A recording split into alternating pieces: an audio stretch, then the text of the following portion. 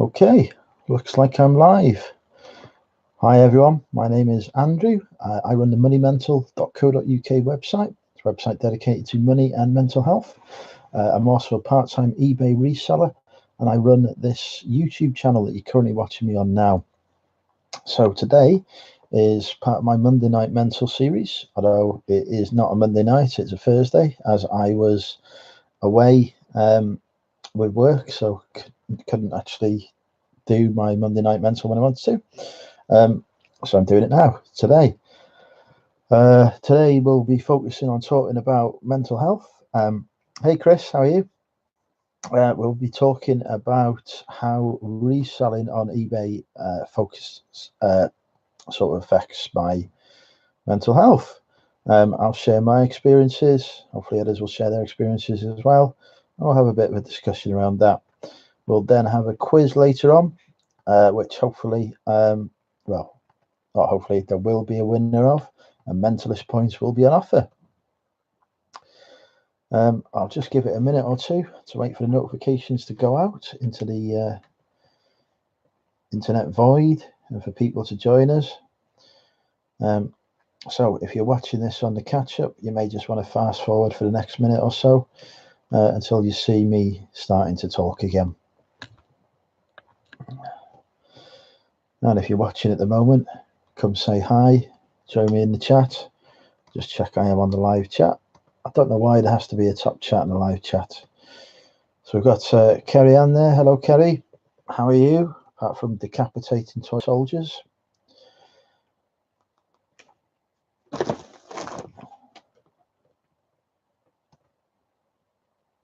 Always a time delay on these things. You ask a question and you go, oh, wait.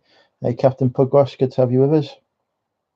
It's interesting because there are more people currently speaking in the chat than there are currently watching. So these viewer figures on YouTube just mean absolutely nothing, I think. Hopefully notification has gone out now to say I'm live. Hasn't come on my phone yet, but we'll get started. Other people can catch up as they arrive. So today, obviously, usual format, I will talk through article I've written on the subject of mental health. This one will be particularly pertinent to resellers, as this is about how does selling on eBay affect my mental health. This is part one. This is just talking purely about eBay. There is a second part which talks about sourcing stock, but we'll save that for another day. I've split it into sort of positives and negatives in terms of reselling. So I'll talk through some of the things that, from my experience, that I feel are positive about selling on eBay, some of the negative things I encounter that can get me a bit down, and then we'll talk about come up with a bit of a conclusion there and see how we feel about whether overall it's a good thing or a bad thing for mental health. So yeah, let's get cracking. Oh dear. Yes, there we go. I've got the right article. So I've identified 4 main mental health positives from selling on eBay. The first one is it helps build a sense of focus. You've got to stay focused when you're selling on eBay. It's a marketplace that never sleeps. So 24 hours a day, 7 days a week, 365 days of the year. It doesn't close at Christmas, Easter, or anything else like that. So if you want to sell it, you've got to pay attention to it. Even when I was writing the article I'm reading from, it was 11 o'clock on a Saturday night. I had to pause writing to negotiate a sale with a potential customer. Every day there's orders to pack out and ship out. There's new stock to list, queries and customers to answer, feedback to leave and monitor, and that's before I even come on to sourcing stock. It's a hungry beast that demands your constant attention. So don't give you the chance to feel low or lethargic because there's always something for you to do. So for me, that's been a massive advantage running an eBay store. It means my mind is constantly being kept occupied. I'm literally too busy to be feeling anxious, etc., because I've got to be focused on the business and helping that succeed. That was the first positive, focus. The second is around it's helped teach me new skills. I'm not the most organized of people. Sort of chaos and carnage are my constant companions through life. But running an eBay business doesn't really give me the opportunity to be like that. I've got to keep on top of where my inventory is, so it's ready to ship out an order comes in. So I've had to learn things like stock control and inventory management. I have to maintain accounts, so what I bought, what I sold, what I paid, etc. So I'm maintaining a set of accounts, doing a tax return, all that sort of stuff that normally, you're in paid work, you never have to worry about that kind of thing. And I'm having to learn negotiation skills with buyers and with sellers so that I can get the best price for a product, both when I'm buying it and when I'm selling it. I have to do a lot of research to find out what the best products are, what sells, where I can get stuff from, and learn what to stay away from as well. Thanks for that, carry on. Let's hope I don't get any more subscribers. I've already got 400 to cope with. I've also had to learn, my few months of reselling. When I wrote this article, which was January 2019, my brain had become like a giant sponge full of all the knowledge I'd absorbed. So in simple terms, I had to learn how to build and run a successful business from the ground up. So yeah, that was learning those new skills, another sort of positive sort of benefit of running an eBay business. And of course, there is the sense of achievement. You get real buzz when a sale comes through. Something that'll take the chance on buying and sold, and it's sold for profit. Much like, I guess, the old hunter-gatherers feel when they caught their prey. That sensation of victory almost. And unfortunately, these days, I'm not chasing an animal down the road, we don't have roads or streets, through a forest. My prey is usually a computer game, a board game, or something entirely random.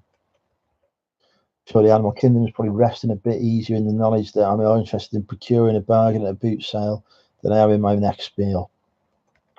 And the buzz that comes doesn't go, because then there's another sale and another sale, and it builds on and on. So, sometimes even when I'm feeling low, then I get a notification through to say I've had a sale. That can sort of give me a nice little boost there.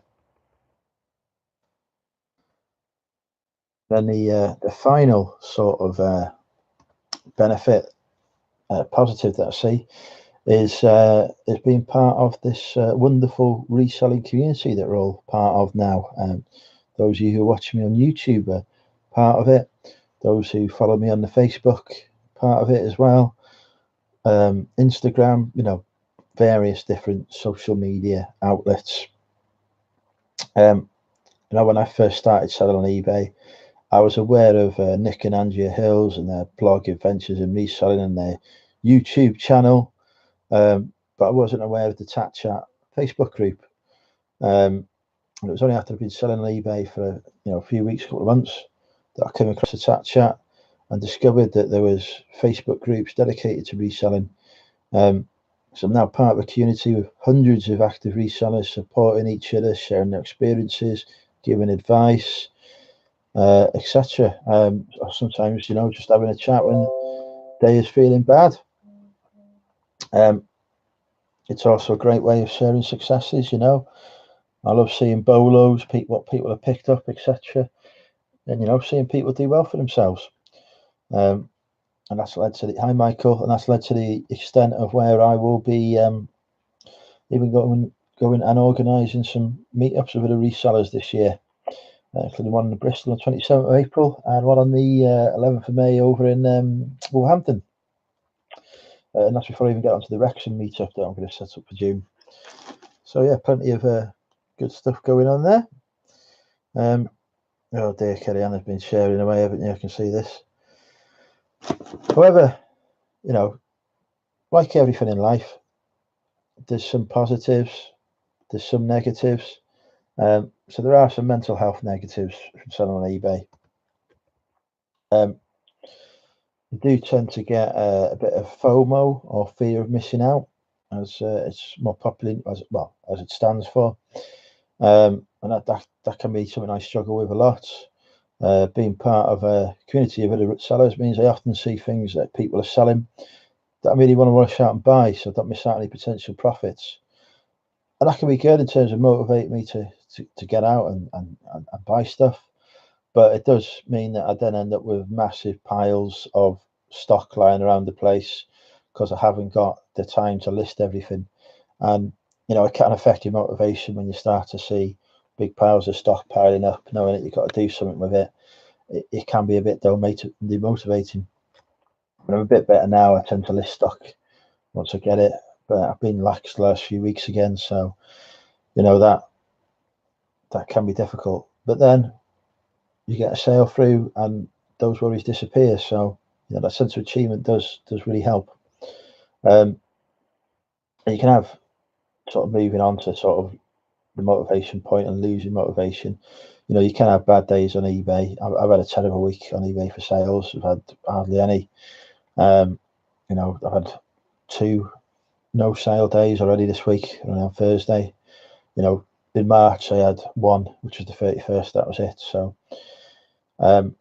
you do get that. You get days when nothing sells, when all you seem to have customers are angry about something, or the eBay invoice comes in and you start feeling anxious about you're going to pay for it because you haven't had enough sales, or you've just spent 2 and 3 hours looking for that £5 computer game you just sold, which you knew you had yesterday, but now it just seems to have completely disappeared. Real sense of frustration that can sort of make you feel like sort of throwing the towel in and chucking it all in. But then, as I say again, you get a sale through. Things change, the perspective shifts. January wasn't great, but then I had a good February and an even better March, and that momentum started to build. I'm having a poor April, but I can look back on those last couple of months and draw strength from having that success and know that it will come again. Just check the chat before I move in. Banger through Red Bulls. Yeah. Hiya, Danny. Lost the book the other day. As message to buy a state and lost and found it 2 days later. It's frustrating when that happens. It's very frustrating. I've still got stuff that it's never turned up, that people have ordered. I just don't know where it is. And then having anxiety as well. Sort of, eBay can affect the anxiety. There's some moments on eBay that just bring anxiety no matter what I do. If I get a message on eBay, without even reading it, I'm feeling anxious. My mind thinking it's somebody wanting to complain or put a return in or whatever. Or, even worse, it could be eBay telling me I'm banned from selling their platform for some mythical imagined reason. But most of it's in my head, to be honest. Most of the time when I open it up, it's just could be an offer from a customer, or it's just somebody asking a question about something. Sometimes it is a return request, or sometimes it is somebody trying to scam me or whatever, but they always deal with it. It's always part of a bigger picture, really. So, as long as I'm continuing making money, that's great. Yeah, many people, I think, panic when messages come through. Kerry Ann, or Polly/Kerry, I should say, because why not have 2 names? Yeah. And another negative, which I highlighted as a positive earlier, but it can be a negative as well, as being part of the community can also be a bit of a struggle as well. I have social anxiety, Asperger's as well, and so it's hard for me to interact with others, but it'd be via YouTube, Facebook, or in person, doesn't really matter. So it can be a bit overwhelming at times, messages and whatever is coming in can be a bit difficult. So sometimes I have to take a step back. I don't use Facebook or YouTube for a day or so. I just spend a bit of time with myself doing the things I enjoy. Sometimes I'll take a break from eBay as well, just from listing. I'll still send out me orders, of course. But that can help me as well when it sort of kicks off between other people. I don't have to get involved, just step away sort of thing. Or at least I did until I became a Facebook moderator in the chat chats, but never mind. But yeah, I do find sometimes when people are arguing with each other, I can tend to get really sort of anxious. But take a bit of a break, come back to it, and it's all better, and it's all sorted. Yeah, I mean, we're all still here selling, aren't we? Deal Cities, so still doing okay, James. We're still we've recovered from the messages. But yeah, it is an anxious experience sometimes. So, in conclusion, then we talk about 4 sort of positives selling on eBay. Of firstly, have a renewed sense of focus and purpose as a result of it, learning new skills, getting a sense of achievement from selling, being part of our wonderful community, all those good things. But then, of course, there are some negatives. There's the pressure you put yourself under and that fear of missing out on sales and whatever else. You can lose motivation if it's not going well. It can be anxious when you get messages and stuff and returns and whatever to deal with. And if you're socially awkward, it can be difficult to be part of the community. But overall, I would say personally, eBay has been good for my mental health. And don't get me wrong, there have been days where it's been hard, days where I've been questioning why I'm doing it, or my entire approach to life in general, or I'm regretting past decisions I've made or whatever. But overall, the sense of achievement I get, the boost to my self-confidence, my self-esteem, etc., and the new skills I've learned through selling on it, knowing that I can make a success of it, has really helped me. So if you're in a similar position and you're not sure about entering reselling or whatever, I'd say give it a try. It might go wrong, but hopefully it will go right, and hopefully it'll go very, very right for you, and you'll end up, big time reseller, able to hit fantastic sale figures and build a real business for yourself. So yeah, that is my conclusion. I'm about to put a poll. Let's have a look. You always get picky at the boot sales. Only ever come back to 2 items. Yeah, the it's all about experience at the boot sales. I mean, quite often I buy stuff on instinct these days. Occasionally I'll look something up to see its value, but 9 times out of 10 I will just buy based on experience. So it will come as your experience builds up of buying and selling. You start to see what to watch out for, and you'll get better. Yeah, see, my sales gone the opposite way. But I hadn't until today listed anything for about 5 weeks because I've been away with work and I just didn't want to burn out spending time when I come back from 2, 3, 4 days away, then spending time catching up on a load of work that I've missed out on, then doing listing, then doing packing. It didn't make sense for me to do that. So yeah, now I'm back, not doing as much traveling, back to listing, get the sales back up. But yeah, that was it for me in terms of the conversational subject. Obviously, we're nearly at quiz time now. But if there's anything anyone wants to share in the chat before we move on to the quiz, now is your opportunity. Because it gives me time to look up quiz questions. Yeah, do that.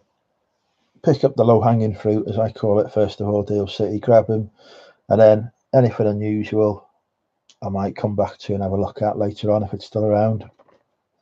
But yeah, you could spend so much time walking around looking on your phone that by the time you've done that, the stuff's gone. So I'd rather get out there, get stuff out. Yeah, I might have some couple of fails or whatever, but the majority of what I'll pick up will more than compensate for those fails. So, usually don't get the phone out unless I'm looking to spend up on something.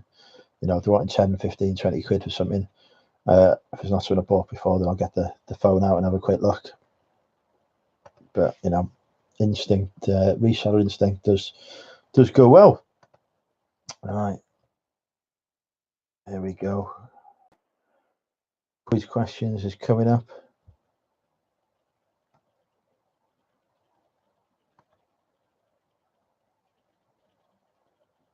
We'll start off with film and movies today, I think.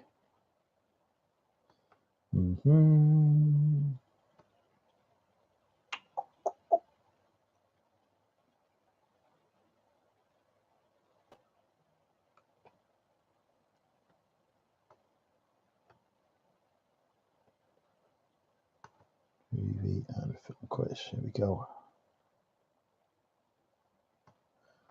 Right. Who's ready for the quiz?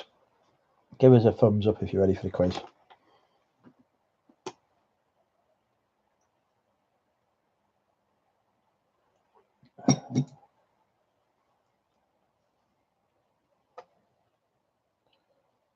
I'm hoping somebody's ready for the quiz anyway.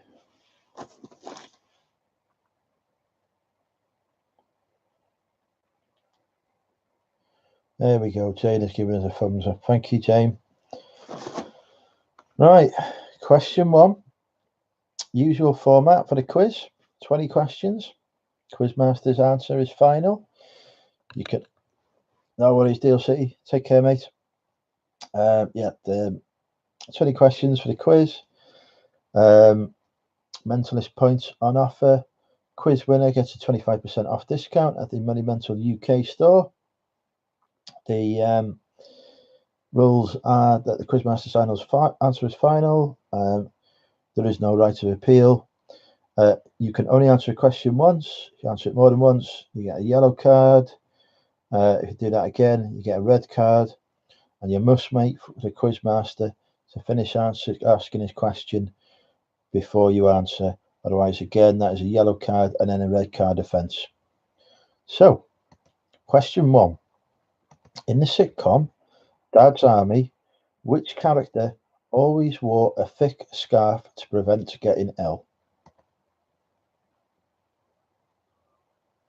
So in Dad's Army, which character always wore a thick scarf to prevent getting ill?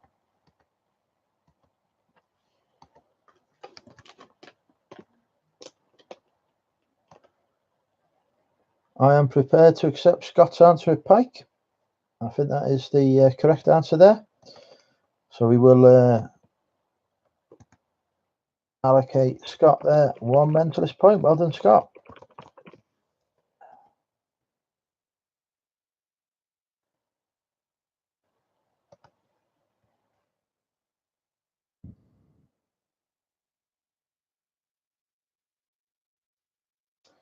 Next question. In Only Fools and Horses, what was the name of the actor who played the part of Uncle Albert? So, what actor played Uncle Albert in Only Fools and Horses? Full name, please, as well.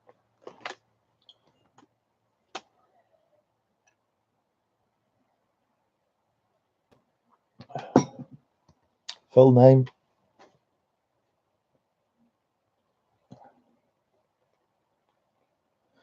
Well done, Gillian. That is correct. 1 mentalist point for you, Gillian. Gillian, 1 mentalist points. It is indeed Buster Merrifield. Now sadly dead. Ooh. Hey, Stu, you've missed the first 2 quiz questions, I'm afraid. So you're behind the curve here. Question number 3. Created by Jim Henson, which series is about the adventures of Gobble, Moki, Red, and Wembley? And Boober. Yeah. So, created by Jim Henson, which series is about the adventures of Gobble, Moki, Red, Wembley, and Boober? Ooh, close there. No worries, Chris. Listing is what I should be doing, but yeah. Well done, Stu. Straight in there with Fraggle Rock. It is indeed Fraggle Rock. Unfortunately, not Fragile Rock, as Michael put it. But yeah. So that's Stu Mann, we have to mark there with one quiz question, 1 mentalist point correct. 1 mentalist point. Okay. We will come off TV. We'll ask 1 question film related.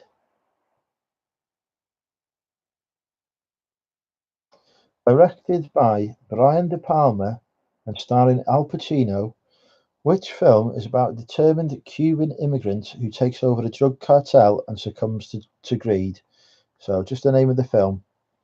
Yes, I'm afraid it's just the crowds left now, Gemma Lou. Directed by Brian De Palma. Oh, okay. Scott has already got straight in there. Well done, Scott. It is indeed. It is indeed Scarface. Congratulations there, Scott. You take the lead there with 2 points.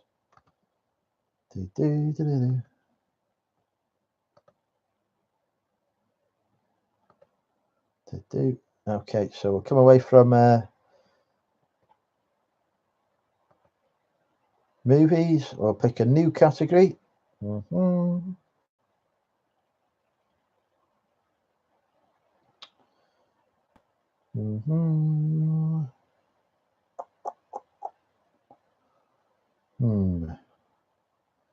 try and find an interesting category.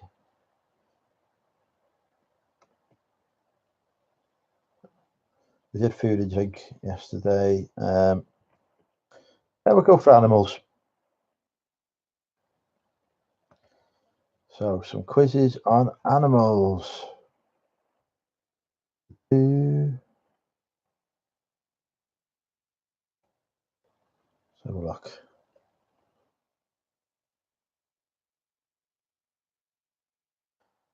Oh, that's a hard question.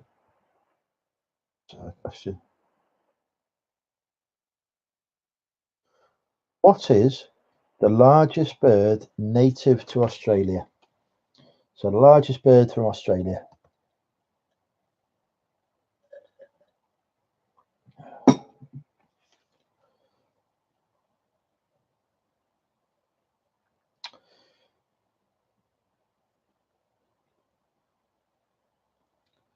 I will give that to Michael because I think that is a genuine typo there, and it is emu. That is correct. So Michael, well done. You have got a mentalist point there. 1 point.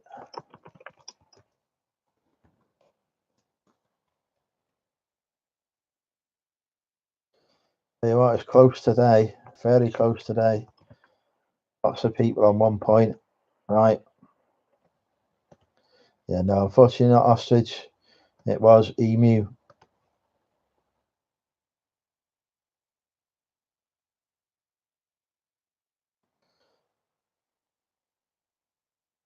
Which common British bird is a colourful mix of blue, yellow, white and green and weighs about the same as a £1 coin? I'll repeat that again. Which common British bird is a colourful mix of blue, yellow, white and green and weighs about the same as a £1 coin? Yes, well done, Stu. It is indeed the blue tit, not the kingfisher, I'm afraid. So, Stu, you move up to be joint first with First Scott on 2 mentalist points. Well done.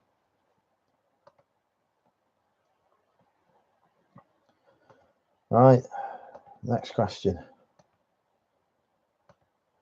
The fossa is a cat-like mammal related to the mongoose and is found only in which country? So which country does the fossa come from? Maybe the fastest Google first here, who knows?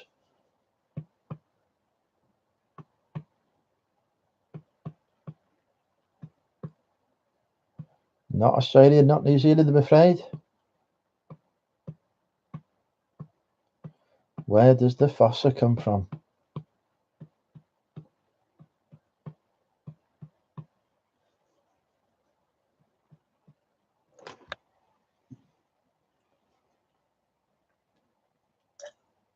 And Stu shoots into the lead there with Madagascar, correct.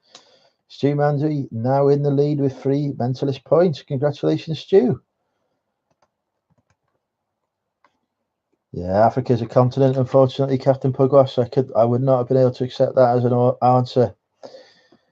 Right, let's go for a different category. You've had enough of animals.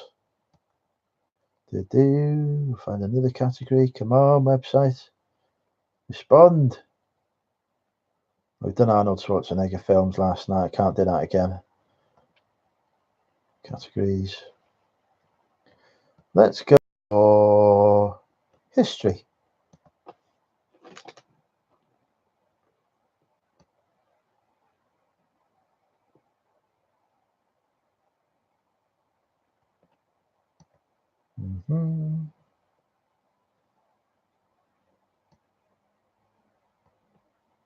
Yeah, interesting. Okay. Question number 1 for the history round. Who in September 1935 became the first person to drive an automobile over 300 miles per hour? So who in September 1935 become the first person to drive an automobile over 300 miles an hour?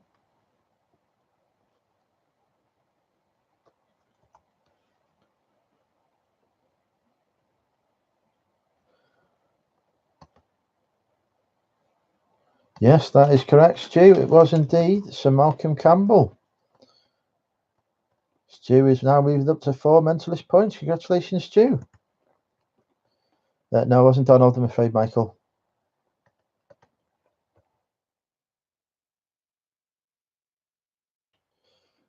Okay. Next question. The scientist Michael Faraday was born in which century? So which century was Michael Faraday born in? Yeah, I don't think Donald Duck is a man, though.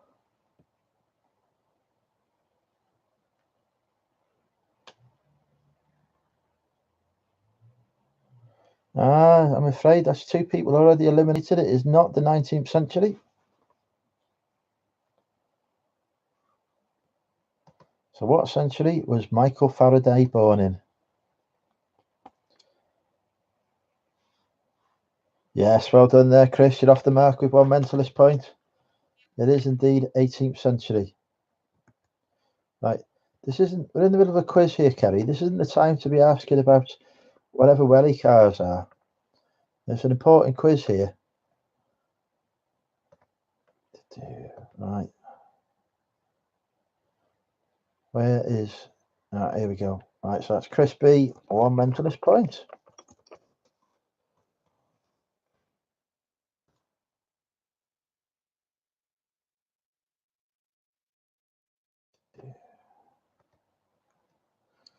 Right. Next question. The White Tower in what is now known as the Tower of London was built by which ruler? So which ruler, I'm assuming he commissioned it, I don't think he built it by hand, commissioned the White Tower in what is known as now known as the Tower of London?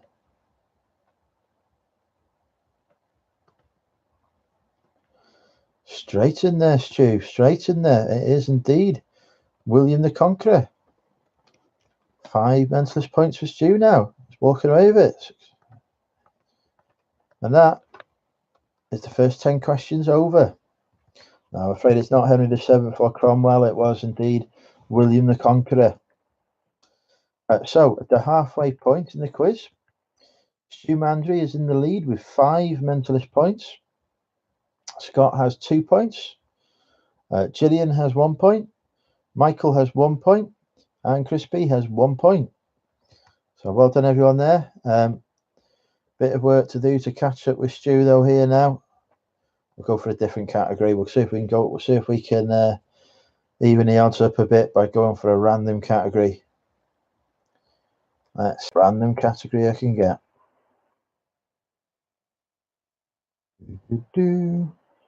Human body. Let's go for this one.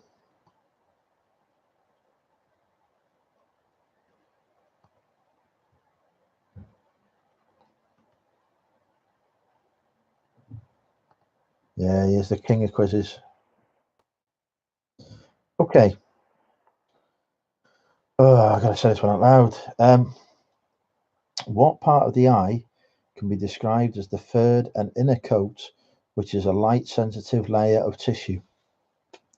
I'll repeat that again. What part of the eye can be described as the third and inner coat, which is a light sensitive layer of tissue? Nope, not iris or cornea, I'm afraid, although they are both parts of the eye, so you're in the right area. Just unfortunately not the third part. Yes, well done there, Jane. You're on a yellow card now. You can't answer twice, I'm afraid. The point there goes to Chris B. Well done, Chris. Jane, yellow card for answering twice. You can't be doing that now. So, Chris, you move up to 2 mentalist points.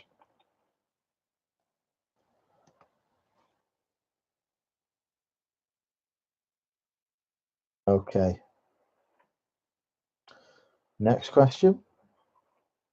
What is the longest and strongest bone in the human body? So, longest and strongest bone in the human body.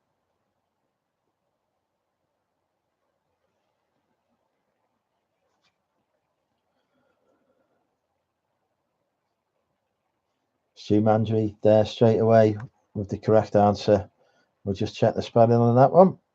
And it is the correct spelling as well. Excellent, good work there, Stu. It is indeed the femur. Stu moves up to 6 mentalist points. He's walking away with this here. And now, unfortunately, Scooby Shaggy, Chris B, and Jane, it was the femur. Stu was straight in there.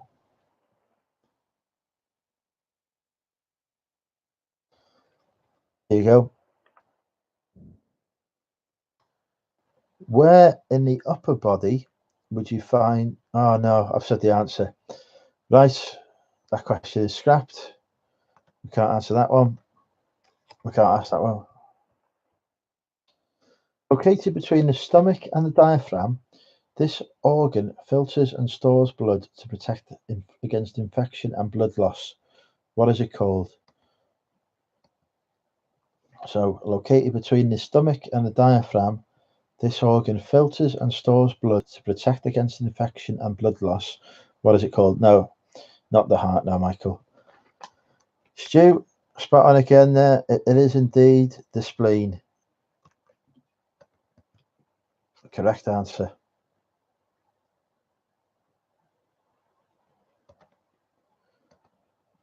I'll take that one. All right, we'll move off human anatomy. We'll pick a new category. Let's go for religion. It's always a nice, easy subject.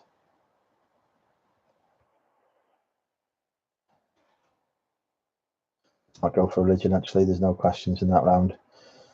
Let's not go for religion.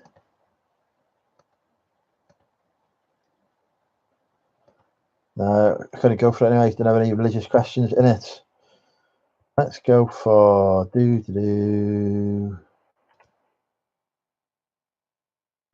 Let's go for some questions about the country I currently live in, Wales.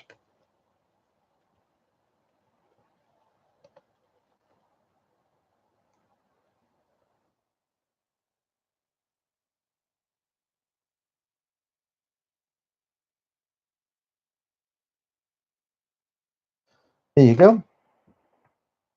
What type of food is the traditional Welsh dish, bara beef? So what type of food is bara beef?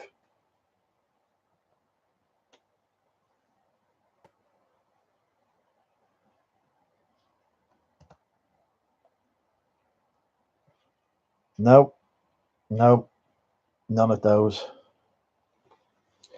Can't believe there's nobody here who's never had bara beef. Good luck trying to spell that one for Google as well. Nope, not sheep, not leek, not lamb, not cheese, not rabbit. Welsh isn't a food.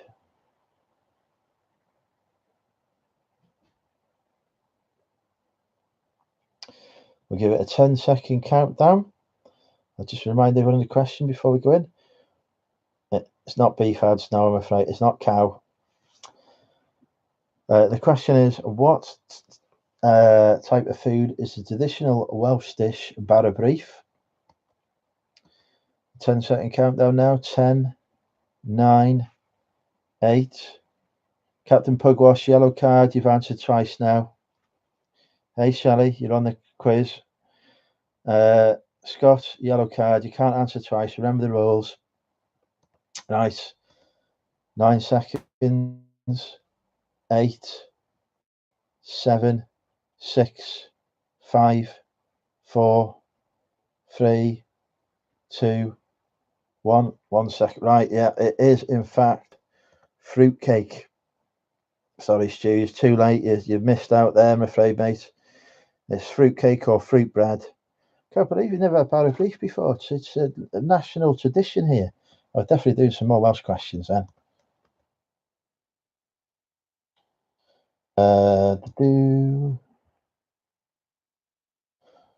What is the principal Welsh festival of poetry and music called?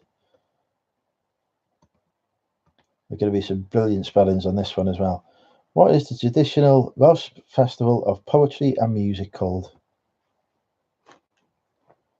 I'm not cooking no bar of brief. I don't like it.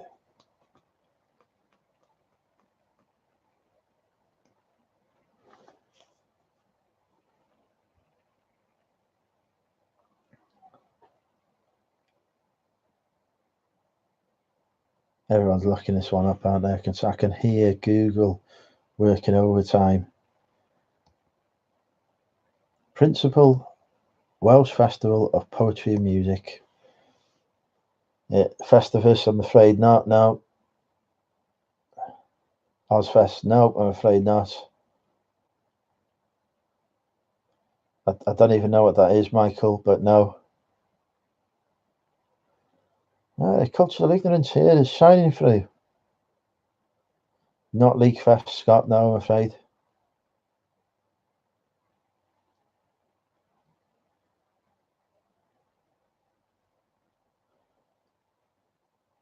It does have vowels in it.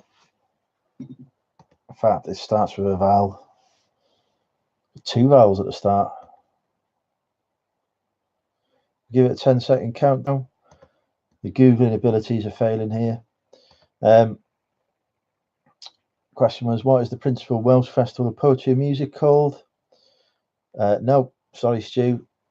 10, 9, 8, 7, 6, 5, 4, 3, 2, 1. It is the National Eisteddfod, which is just hosted just down the road from me. I think I might have even performed in it once, a long time ago. Or my school certainly did, anyway. Yeah, okay, we'll move away from Wales then, because clearly the cultural knowledge is non-existent there. We'll see if we can go for a different category.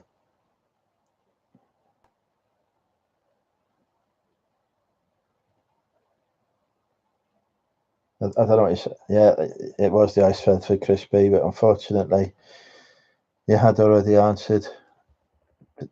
Let's go for food and drink. Did so well with Bar Brief.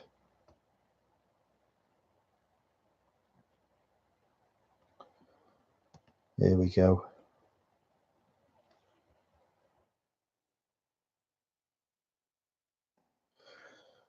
Which country is the origin of the beef stew known as daub?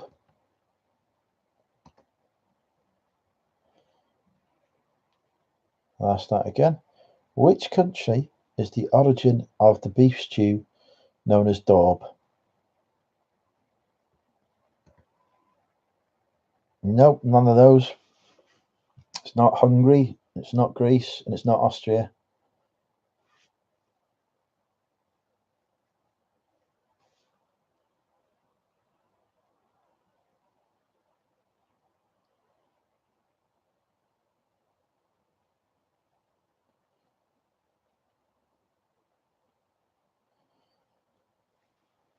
It's not Scotland.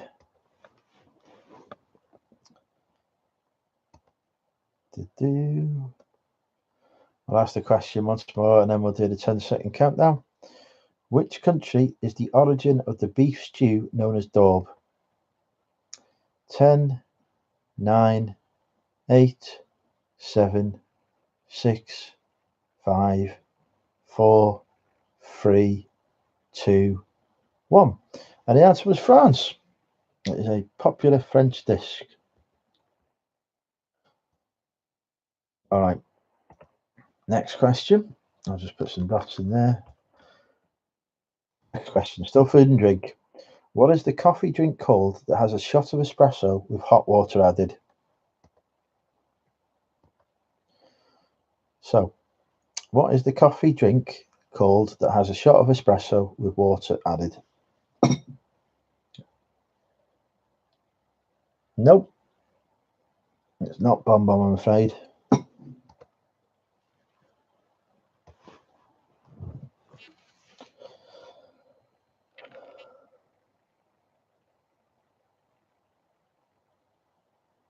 I don't think I can accept black coffee as an answer, I'm afraid.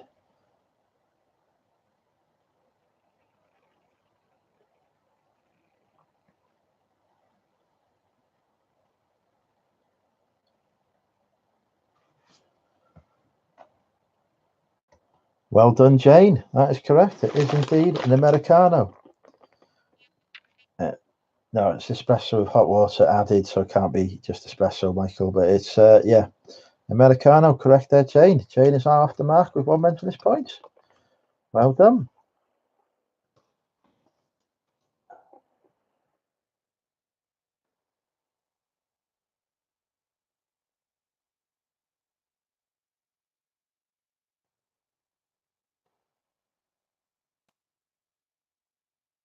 I think we'll do one more food and drink question.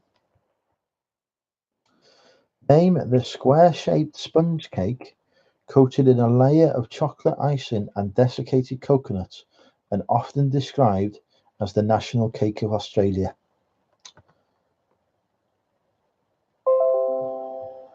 So, name the square-shaped sponge cake coated in a layer of chocolate icing and desiccated coconut, and often described as the national cake of Australia. Nope, sorry, Stu.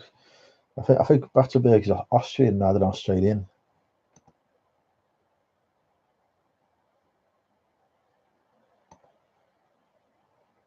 Yes, well done there, Michael.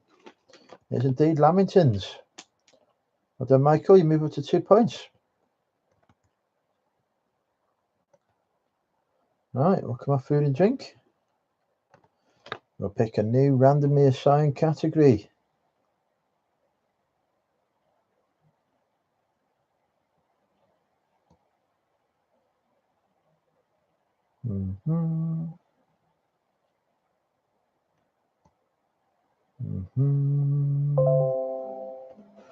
We'll go for England. Category is England.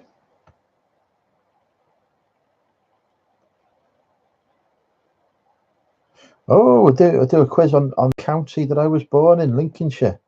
That'll be exciting.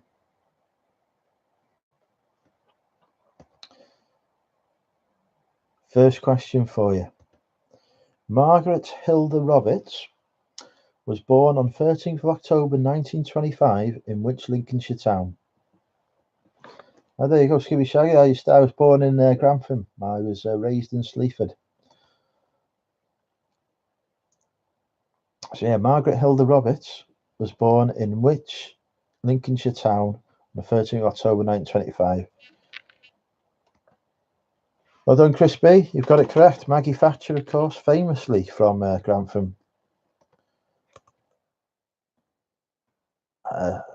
Correct answer, Stu. Just behind Chris, unfortunately. So Chris moves up to 3 mentalist points. Yeah, it's all right in Sleaford, yeah, but Lincoln's nicer. But there you go.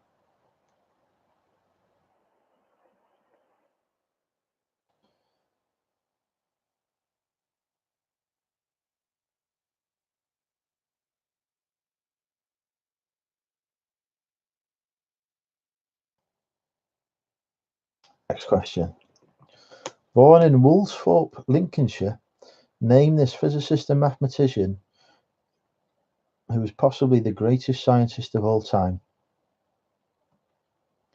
So I'll just repeat that. Born in Woolsthorpe in Lincolnshire, name this physicist and mathematician who was possibly the greatest scientist of all time. Well done, Stu. Straight in there. It was indeed Isaac Newton.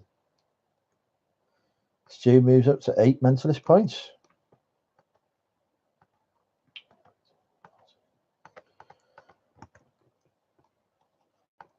Yeah, no, Einstein is definitely not from Lincolnshire.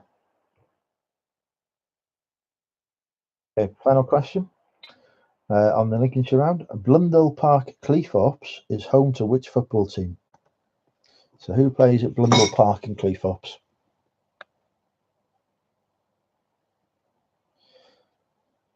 No, no. You should have got this one, Scooby Shaggy, straight away.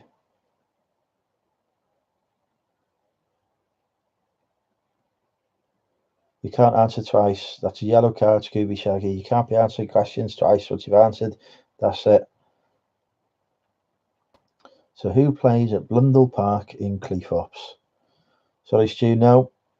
Lincoln City play in Lincoln, funny enough.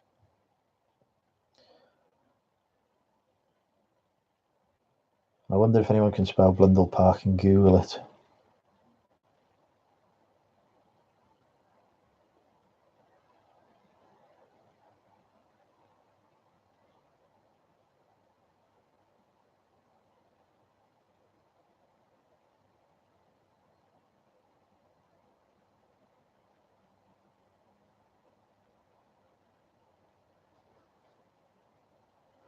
Right, I'll have a 10-second countdown. Yes, well done, Chris B. You've got it. It is indeed Grimsby. Chris B moves up to 4 mentalist points. Congratulations there, Chris B. Right, next subject. I'll go for the do. Boo. Boo. Let's pick a category. Any preferences on category, folks? Yeah, final category.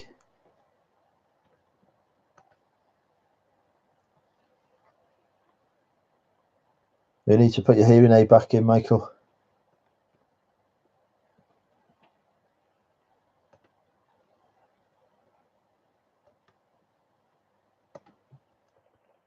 All right, I'll pick a category then. I'll go for science. Right, final 3 questions.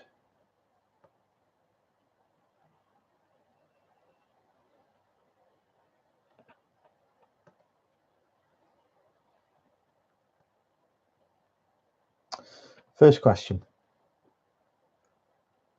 Yeah, no PS1 games, unfortunately. They don't give many quiz questions on it. At what speed does light travel? So what's the speed of light?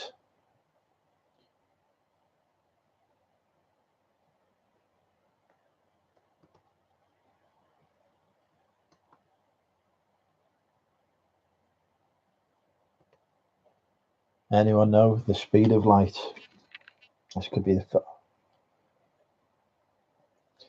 Looks like the fastest Google won it. Well done, Stu.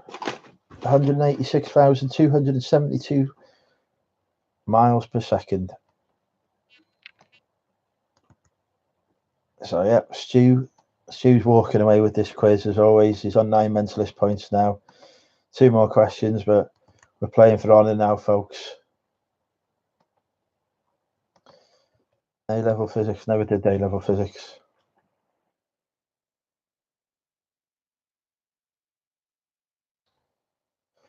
Name the double Nobel Prize winning scientist who is famous for her work on radioactivity. So repeat that. Name the double Nobel Prize winning scientist who is famous for her work on radioactivity. Yes, well done, Stu. Straight in there, it is indeed. Marie Curie. Definitely not doing a science round to Stu again.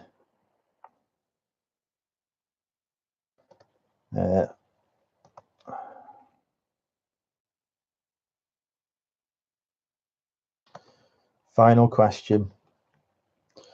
Percy Spencer invented which kitchen appliance?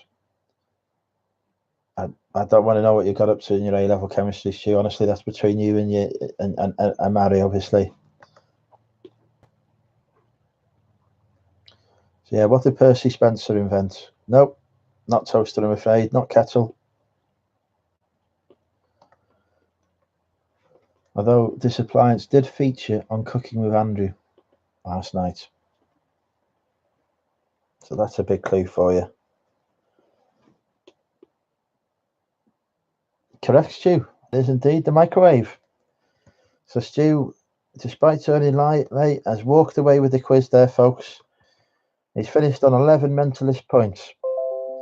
In second place, we had Chris B with 4 mentalist points. In third place, Scott and Michael with 2 mentalist points. And then bringing up the rear, Gillian and Jane with 1 mentalist point each. A good effort there, but you've got to be on top form to beat Stu, I'm afraid. And today, just weren't there. Congratulations, Stu, on your glorious victory. You have won an exclusive 25% off discount at any product in the Money Mental UK store. Don't spend that discount all at once. Although if you want to buy the entire range of my stock, I'd be very happy. So thanks, folks. It's been a pleasure, as always. I am going to head off and do some more listing, I think, because I need to get some stuff listed. So thanks for joining. Speak to you all soon.